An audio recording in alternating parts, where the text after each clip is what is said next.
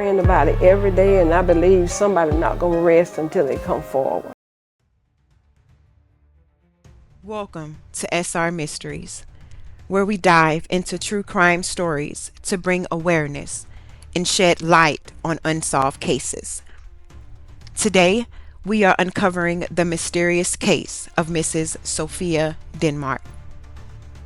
This case comes out of Macon, Georgia, a city haunted by a loss that remains unsolved. The kind of case that sticks with you, not just because of its mystery, but because of the life it represents. A life that was taken far too soon. This case makes you stop and wonder, how could this happen? How could so many questions still remain? And most importantly, how do we find the answers that Sofia Denmark and her family deserve? If you feel moved by this case, let me know your thoughts in the comment section below. This is a conversation that we need to have together. Now let's begin with what little we know and piece together the story of Mrs. Sofia Denmark. A story that deserves more than silence.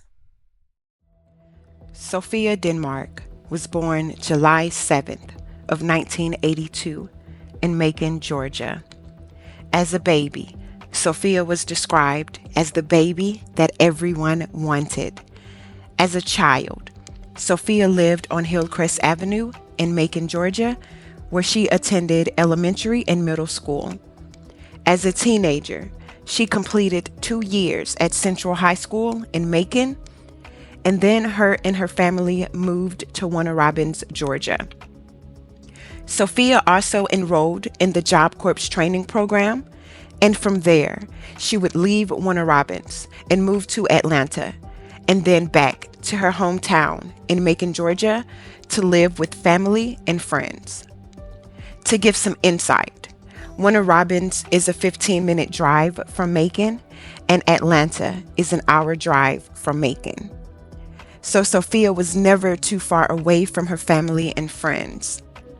Sofia's mother said that Sofia was recently unemployed and wanted to attend cosmetology school at the American Professional Institute on Riverside Drive in Macon. It appeared that Sofia was ambitious and tried her hardest to live the life of her dreams. Sofia was described as happy, joyful, and full of life. She was a person who would light up a room and loved everyone.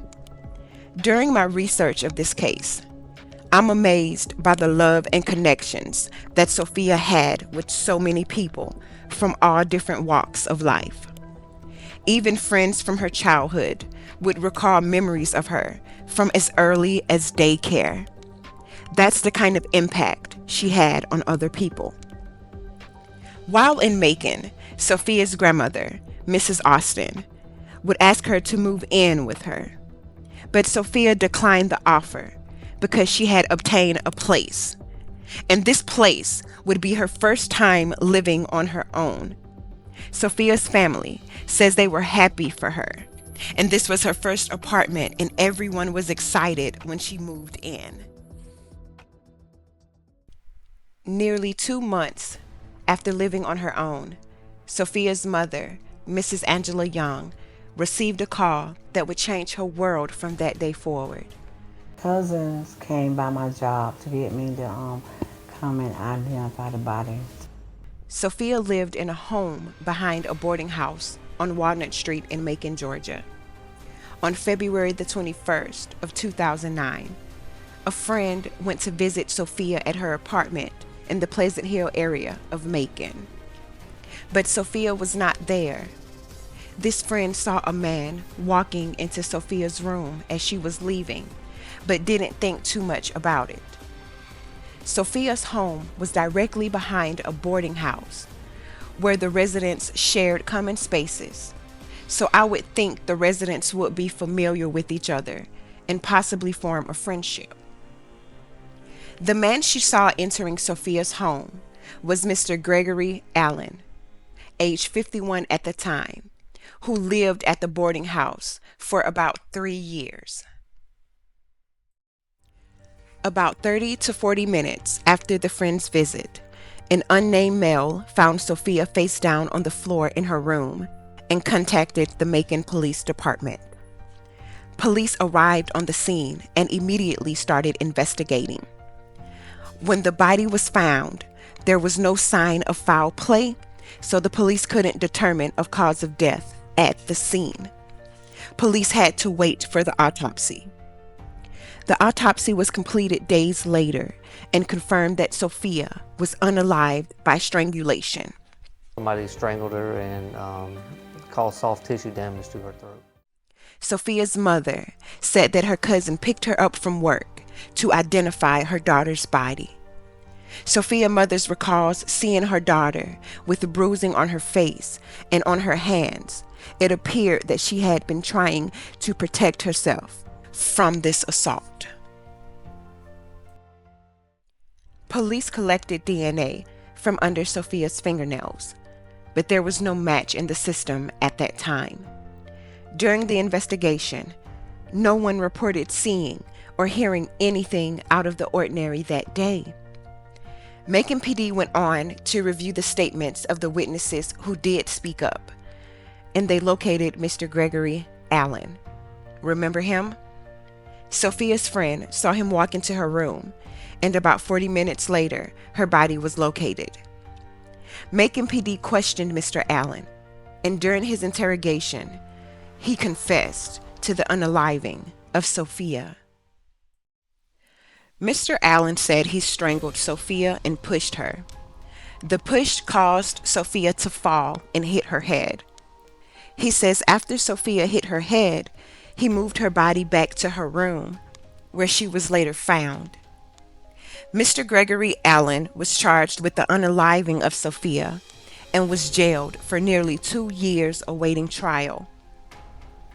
Now this seems to be an open and shut case, right? Wrong. In November of 2009, Central State Hospital determined that Mr. Allen wasn't competent to stand trial. This postponed the trial, and during this period, Mr. Allen was medicated, re-evaluated, and found to be competent for trial in February of 2010. When the trial began, Mr. Allen's confession came into question. The interrogation video showed signs that Mr. Allen's mental state was not that of a sound-minded person. And remember the DNA evidence that was collected underneath Sofia's nails? That DNA was from a male, but it did not match with Mr. Allen. There was also blood on the door handle of Sofia's room, but this DNA evidence did not match with Mr. Allen, nor did it match with Sofia. Mr. Allen passed away in September of 2015. This case is still unsolved. No one has been charged, and Macon PD has little to no new updates on this case. During my research of this case, it was very difficult for me to find recent information due to the lack of media on this case. The family of Sofia is still seeking answers and justice. The family continues to dig for information while still remaining hopeful. The family is praying that if someone sees photos of Sofia, they would remember something from that night. I thank you so much for watching and joining me as we discuss the tragic and unsolved case of Sofia Denmark.